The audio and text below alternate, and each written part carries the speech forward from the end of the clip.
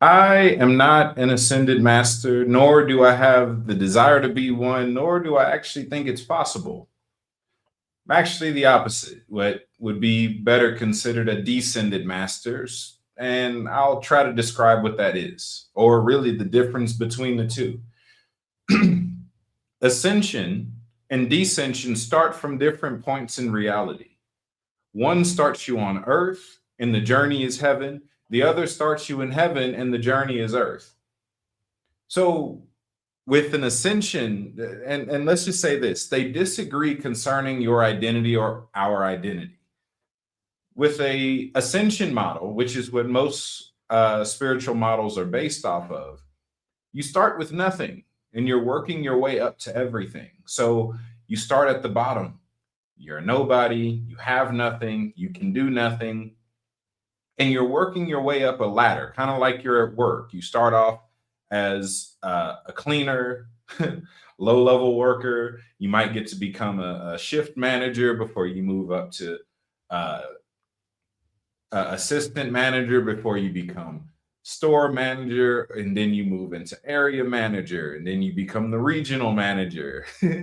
And then you become, there's levels when you think of it corporately, and that's kind of how we see spirituality. And that's because a lot of our spiritual systems are ascension based. You are climbing upward.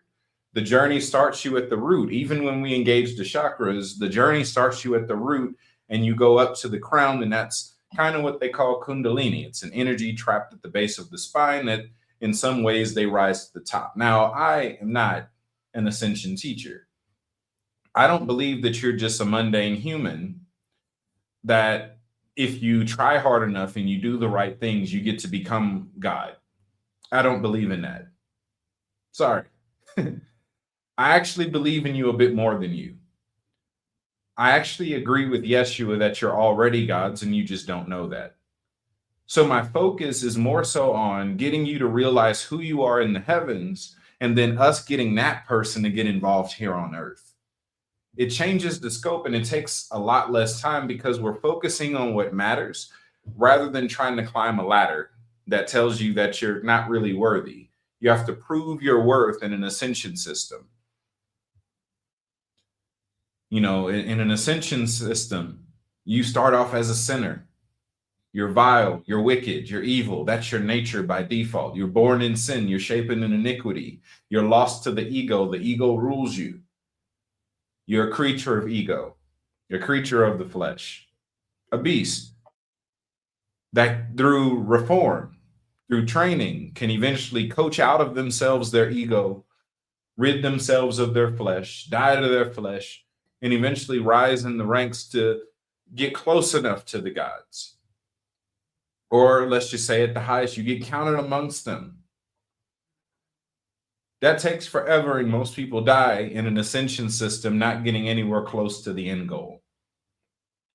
In this descension model, there is some level of work, there is dedication, because it is still spirituality. There is still something to do. It's just a different thing to do. Because you're not starting with an identity of being nothing, it's less about getting something than it is about remembering something. A descension model connects you to who you are in eternity, not who you will be, not who you are after you die, who you were before. It's who you always are. Eternity is a constant. It's an eternal now. It's always. So even when people talk about judgment, they say, where will you spend eternity? As if that's something you can change now. Eternity does not change. Who you are in eternity is who you always are and always will be in eternity. There's nothing you can do about that. So to believe in an eternal promise or to believe in an eternal damnation, both spits in the face of what eternity actually is. If it's eternal, there's nothing you can do about it. If you will be damned in all of eternity, then you're damned now. That's just how eternity works. But no, getting out of that part of theology, I've done other sessions on that, and just talking about the identity aspect of it, because that's really where the argument lies. We differ in terms of identity. In a descension model, I'm focusing on who you are in eternity, the eternal you, the always you. I'm connecting you with that person. So the journey is in remembering that person, not working your way up to that person, but remembering that person, accepting that person, coming into more knowledge of that person. So all the work is being done at the top, not at the bottom.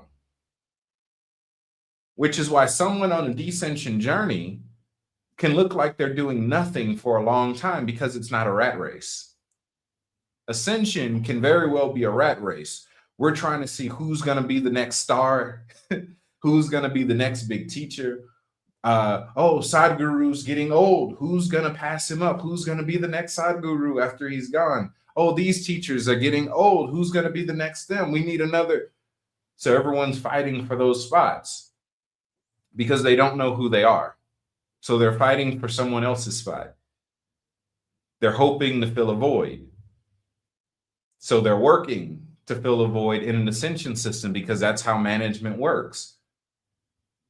You have to prove your worth, and hopefully you get the position when it opens. In descension, either it's for you or it's not.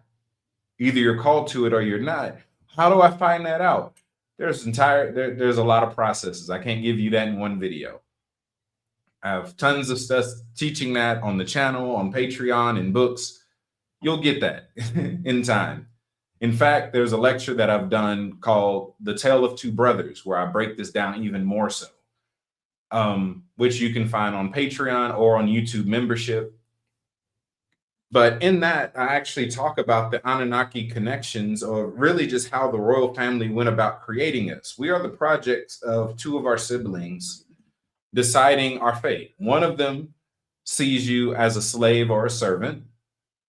The other sees you as family, and therefore they treat you accordingly. One says, hey, these are kinfolk. Let's teach you how to rule and reign alongside of me. The other says, if you do what I say, I can let you work with me. We can, eventually you can get on my level, but you're not like me. You got one singing Kendrick Lamar, the other singing We Are Family, different rhythms, different frequencies coming from the family. And those bleed into the philosophies of ascension versus descension. So descension by default is an apostolic model. Many people ask me, what's an apostle? An apostle is someone who is a representative of a government that goes into a foreign land and helps to either terraform that region to look like their country of origin, or to maintain it after it's already been changed. The way Yeshua said it was on earth as it is in heaven. That's an apostolic mission. That's a descension mission. So in this, there isn't really an escapism. It's like, oh no, I'm here to do my time on earth as if this is prison. And then I want to leave here and never come back. That goes to show that your philosophy is in opposition to the way that the empire of heaven is flowing. They're coming here and you're trying to go there. As Cobus van Rensburg would say, so if you're leaving and they're coming, I guess you're just going to pass each other in the sky. No, this place isn't torture. This isn't hell. This isn't a prison. It just needs some work. And because most people get trapped in an ascension model, most people never get to do their job. They're stuck doing busy work. Busy work isn't necessarily productive work. In a descension model, you're focusing on who you are and you're being that on earth. So yes, I've spent time getting to know who I am in the heavens, what each heaven recognizes me as, the things that I can do in those other planes. So it's less about becoming something and more about letting myself work, finding avenues and outlets for who I am, all of me, to have a space to enact their space on earth, to execute their designs and their blueprints here on earth. And that's really what I help the rest of you do. Find who you are and then be that. Albert Einstein has an amazing quote. He says, a problem cannot be solved on the same level of consciousness that created the problem. Being human only, mundane, human, normal, I'm just a sinner, nobody's perfect. that keeps creating more problems for us. I think it's time we accept the fact and actually take Yeshua serious when he says that you are gods. Gods can fix the problems of men much easier. You need a different identity to then change the consciousness. Because, see, a God consciousness, a God-based theology outside of an actual God consciousness or a God revelation, just because it just becomes a God complex, where it's still ruled by the flesh, it's still ruled by the ego, it's still within an ascension model. So the identity of that person is still as something lower that is now better, rather than something that has always been perfect, that gained revelation of its perfection, and is now helping other people bridge that gap themselves. Instead of climbing the corporate ladder, you catch the revelation at the speed that you catch that revelation. You're moving at the speed of realization, not on a promotion-based system. Yes, there are ranks, there are structures. You operate on the level that you're consciously at, depending on what your identity is. So there's no shortcuts. You have to know who you are for a lot of this Imperial stuff to work. I need you to know who you are first. Not come work for me, do all this stuff, and you might bump into it. No, when you know who you are, then we can actually make sure that all the work that you're doing actually matters. That the blueprint that you're operating with actually matters. That's been a lot of people's fear. That's been a lot of people's struggle with leaving organized religion, is that they've invested so much into it. They're like, I've put too much into this to not get anything out. And I'm saying, hey, you're going to die waiting for a return on your investment, when you could jump ship and start fresh. Start to contemplate identity, live from identity at the level of the revelation that you actually have. And all of this goes so much smoother. So hopefully this was an encouragement to some of you, maybe helping you understand why I operate the way that I do. It's because I'm not trying to get you to rise at all. I'm actually trying to get you to descend. I'm trying to get the heavenly version of you to come to earth so we can get some work done.